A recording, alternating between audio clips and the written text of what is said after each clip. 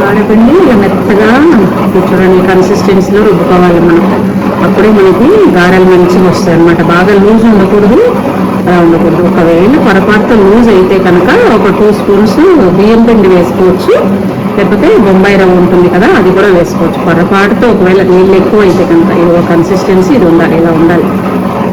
Welcome to సుమధురం కబుర్లు. ఈరోజు మనం గారె చేసుకుంటున్నాం.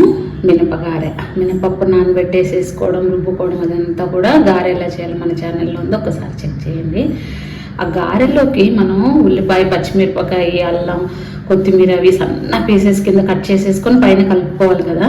దానికోసం ఇది నేను ఒకటి కొనుక్కున్నాను అనమాట. ఇది ఇలాగ మనం ఒక ఉల్లిపాయ తీసేసుకొని మొదల ఇలా పెద్ద పెద్దగా ముక్కల కింద కట్ చేసేసి దీంట్లో వేసేయాలి.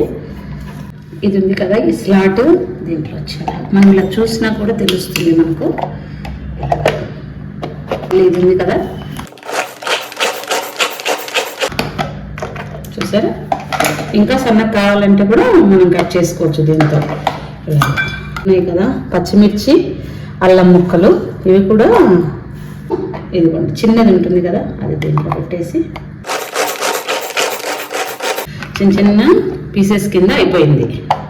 ఇప్పుడు ఒకసారి కొత్తిమీర కూడా దీంట్లో వేసి, మనకు పొద్దుటే సన్నగా తరుక్కోవడానికి టైం ఉండదు కదా, పిల్లలకి టైం అయిపోతూ ఉంటుంది బాక్సుల కోసం. అప్పుడు ఇది బాగా పనిచేస్తుందండి నిజంగా.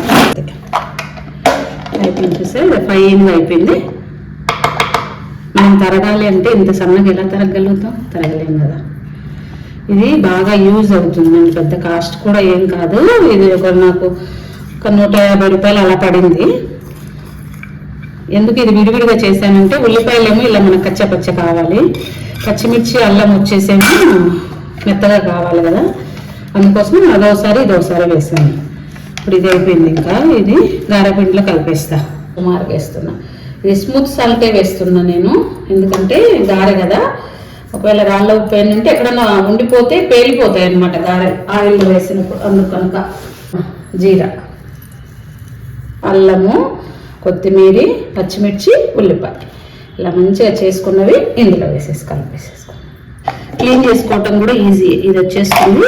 ఇది ఈజీగా అట్లా వాటర్తో క్లీన్ చేసేసి పెట్టేసేసుకోవచ్చు. మళ్ళీ ఇది బాగా యూజ్ అవుతుంది. ఇది అందరూ కూడా తీసుకోండి, వంటింట్లో ఇది అవసరం. అంతా వేసుకున్న తర్వాత ఒకసారి ఇట్లా నీట్గా కలిపేసుకుందాం. ఎప్పుడు కూడా గారె ఇట్లా నీట్గా, అంటే వాటర్ ఎక్కువ వేస్తే ఏమవుతుందంటే మనము ఆయిల్లో వేసినప్పుడు నూనె అంతా చేసుకుంటుందండి. అట్లా అని బాగా గట్టిగా రుబ్బేసుకున్నాం అనుకోండి మనం, అప్పుడు ఏమవుతుంది అసలు లోపల ఉడకదు. అందుకు ఎప్పుడు కూడా ఇది కొంచెం జాగ్రత్తగా ఈ కన్సిస్టెన్సీ చూడండి, ఇలా ఉండాలి. మనం ఇలా చేత్తో వేసినప్పుడు జారుడుగా ఇలాగా, మనం వాటర్లో కూడా వేస్తే కూడా నీట్గా అలా తేలుతుంది ఇది. అది కూడా మనం చెక్ చేసుకోవచ్చు. ఇలాగా అంతా కలిపేసి పెట్టేసుకోవడం. ఇప్పుడు గారెలు వేద్దాం ఆయిల్లో. ఇక మంచిగా పల్లి పచ్చడి, అల్లం పచ్చడి, సాంబారు, మనకి ఏది ఇష్టమైతే అది వేసేసుకొని తినేసేయచ్చు. ఏమి లేకపోయినా ఉత్తగా కూడా తినొచ్చు, ఎందుకంటే మనం ఇందులో అల్లం అవన్నీ వేసాం కదా, జీలకర్ర అన్నీ కూడా. ఇలా పిండి ఇలా వచ్చేసా.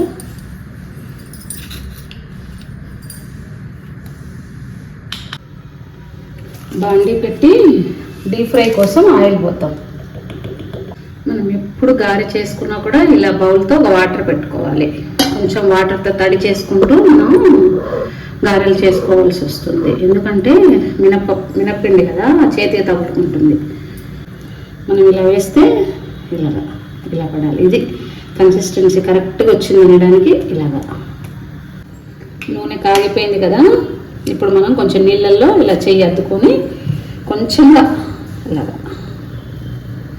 తీసుకొని అలా ఆయిల్లో వేసుకోవటమే.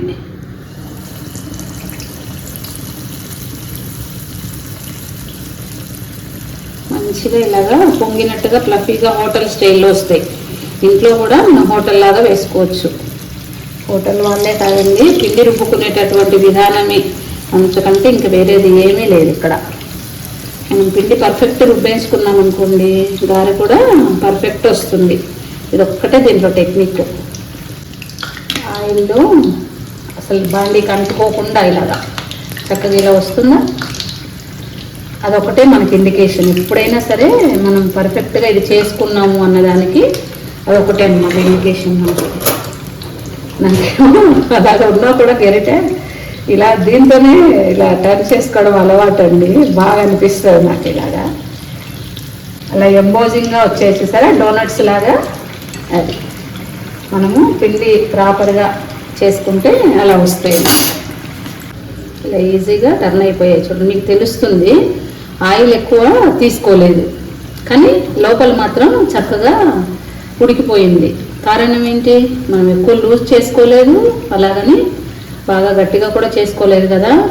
మనకి ఇది చూస్తేనే మనకు అర్థమైపోతుంది, ఎందుకంటే ఆయిల్ ఏమి తీసుకోలేదు, ఇది ఆయిల్ ఎక్కువ పీల్చుకోలేదు అని చెప్పి. అది బాగా క్రిస్పీగా వస్తాయి, పైన లోపలేమో సాఫ్ట్గా ఉంటాయి. తీసేసుకుని మనం మళ్ళీ ఇంకొక వేస్తున్నాను చూడండి. కొంచెం వాటర్ ఇలా తీసేసుకొని చేతికి తడి, మళ్ళీ వేరే లెఫ్ట్ హ్యాండ్ ఏం అక్కర్లేదండి మనకు, ఈ హ్యాండే చాలు. ఇలా ఉందా, ఇలా చక్కగా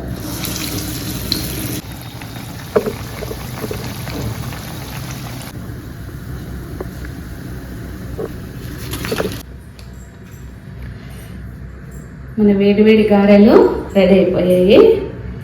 అందరూ కూడా చక్కగా ఆ మిషన్ అది తెచ్చేసేసుకొని ఒకసారి ట్రై చేయండి.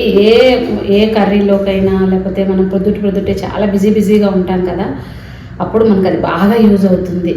అందుకనుక సన్నగా చాప్ చేస్తుంది. పొంగనం, దోశకి, అలా టిఫిన్లకైనా, లేకపోతే కూరలోకైనా, దేనికైనా సరే పోపులోకి వేసుకోవడానికి. అందుకు ఈ గారెలు ఇప్పుడు దేవుడికి బట్టి మనం టేస్ట్ చేద్దాం. అన్నీ సరిపోయాయి, చాలా బాగా వచ్చాయి. బయట క్రిస్పీగా, లోపల సాఫ్ట్గా. అందరూ ఒకసారి ట్రై చేయండి. Thank you for watching.